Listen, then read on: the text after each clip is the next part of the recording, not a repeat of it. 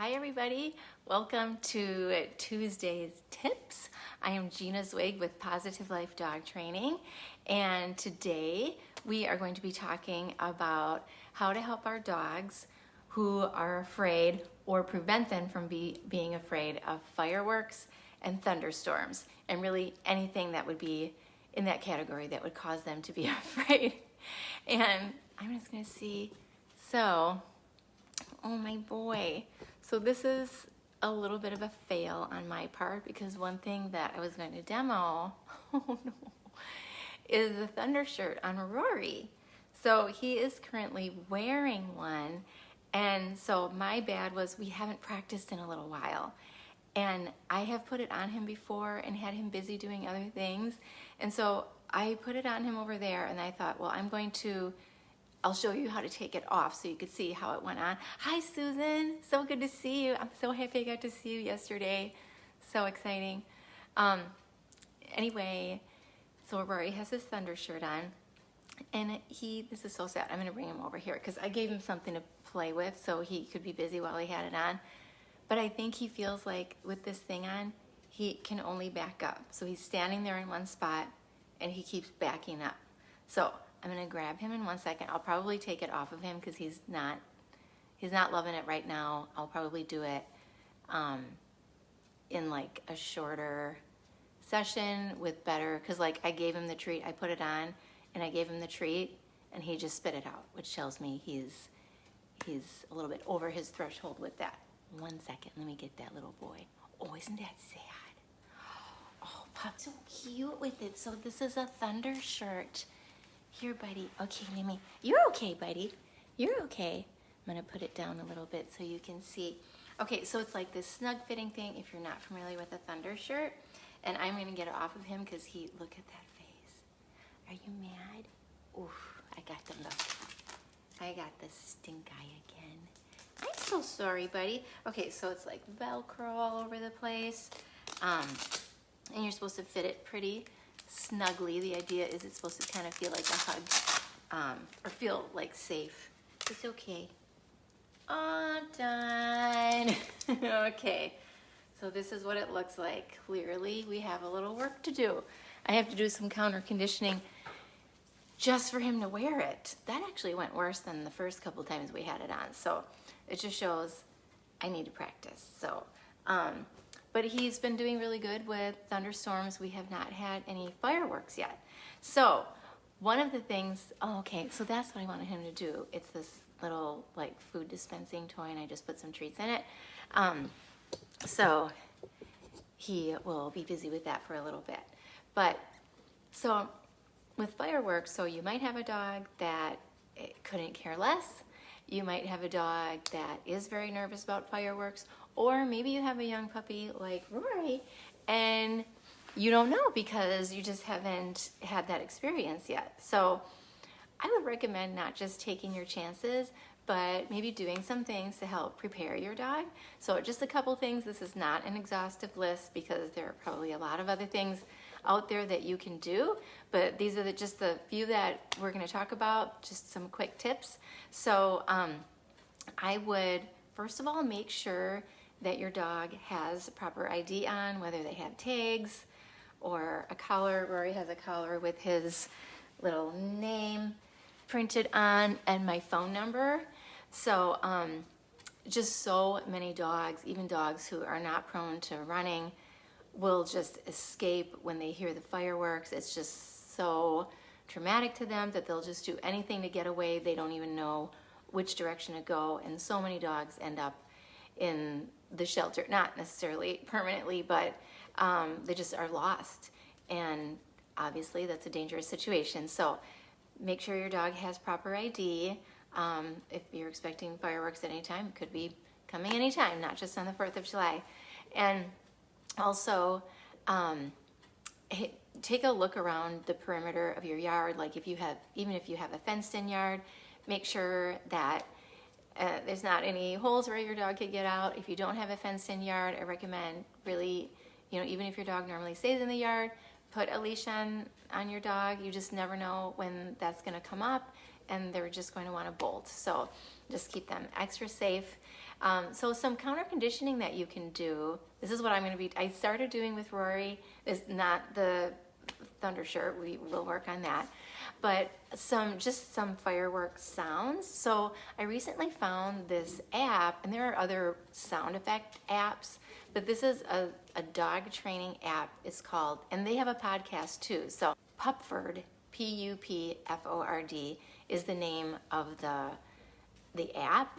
And so in the app, they have all sorts of training. So the app is free, but there are some in-app purchases.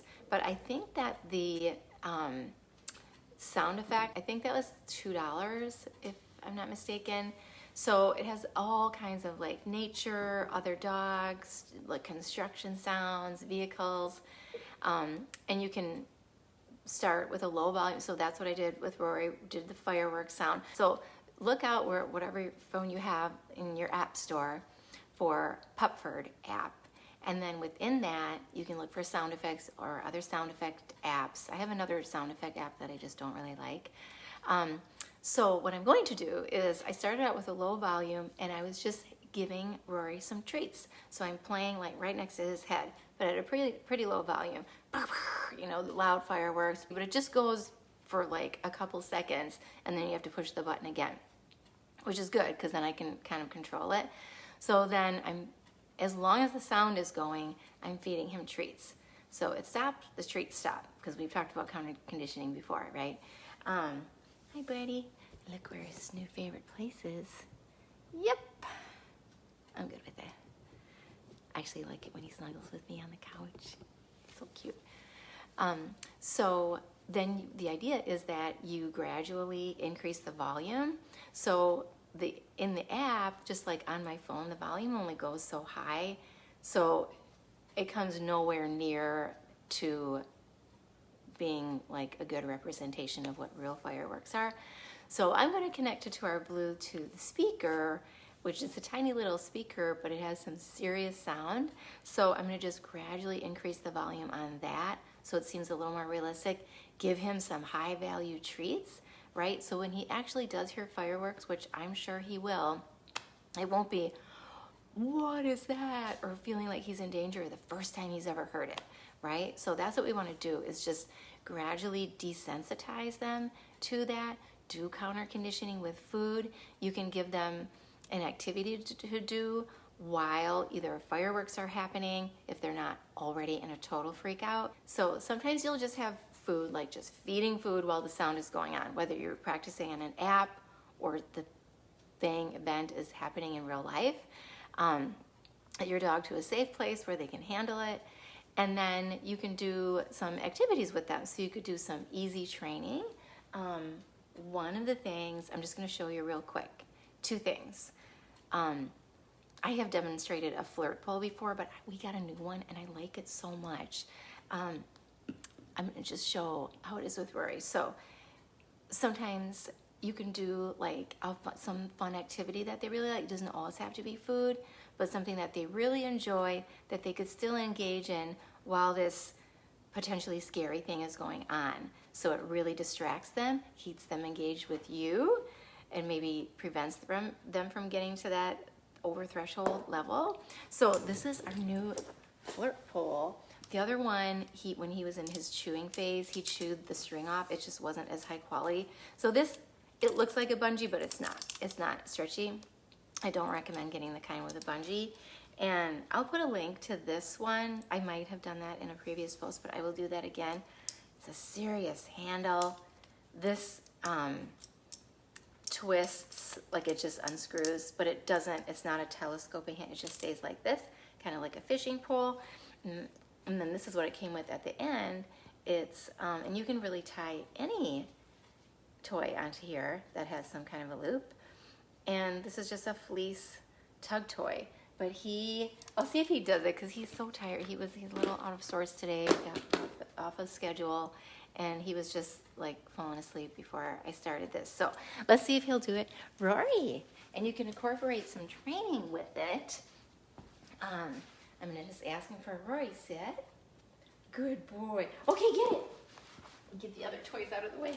Get it, buddy. And so he can run around. Oh, he got it already. Good job, buddy. So you want to let him catch it sometimes. Sorry, you can't even see my head. But I didn't really want him to catch it that soon. And so we can also practice our drop. Drop. Oh, except he's standing on it. Good boy. Okay, let me play it some more. He can run and run. He's busy. Goes up on the couch. Whoop. Hit it. Yay! And then I let him get it. Good job, buddy. Good boy. Good boy. So he has so much fun with that. And I've been recommending it to a number of clients recently who either can't walk their dogs enough because of different issues, either behavior or health issues, or they just really need to just tire out a little bit more and use their brain. So you saw how I asked him for a sit first. So you can do, like in the middle of the game, I can say drop. You can practice your drop. And he might not want to give it up right away. He's been really good about that. You might need to trade for food at first to install the drop. But he's been pretty good about that because we always go back to the game. It's like he drops it, good, the game continues. And so you can also do a sit, a stay, a down, just ask them to do a little something, okay, and then the game starts again. So you can incorporate training in there, which is going to tire their brain out too. So that is a great tool. Another one is just so easy. And I had posted this, I think, on my Instagram stories. Anybody follows me on Instagram? If not, you totally should. We had our neighbor's son is in a band, and they were practicing outside, and it was super loud. They're really good, but it was super loud. And so we did Rory was a little nervous about it. He wasn't, again, like I said, in a total freak out, but it was really loud, and it's not anything he's ever heard before, like super loud music, really close.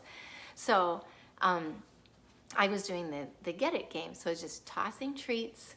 He comes back to me. There are other purposes for this too, but it's just like he comes back to me, so that's the default. When he comes back to me, it restarts the game, and then I toss a treat in the other direction. He comes back to me, good job, buddy, get it. I toss it again, and so he looked at that. He can't fail. You're not really asking him to do anything, but the good thing is it also builds the value for your dog defaulting to come back to you without being asked. And while you're playing that, they're totally focused on you and these treats and how do I get that? Oh, I go back to her, and not on the thing that's happening. So maybe practice the get it game. I'll show you with Rory in a second. And then work on doing that with your dog when there is something going on that you would like to distract them from. Okay, so I'm gonna put the flirt pole away for a minute, and I'm gonna play the get it game. I have some treats in my pocket. Let's just see. Okay, buddy, drop. Good boy. I'll trade you because we're not gonna play right now. Good buddy. That's a fair trade.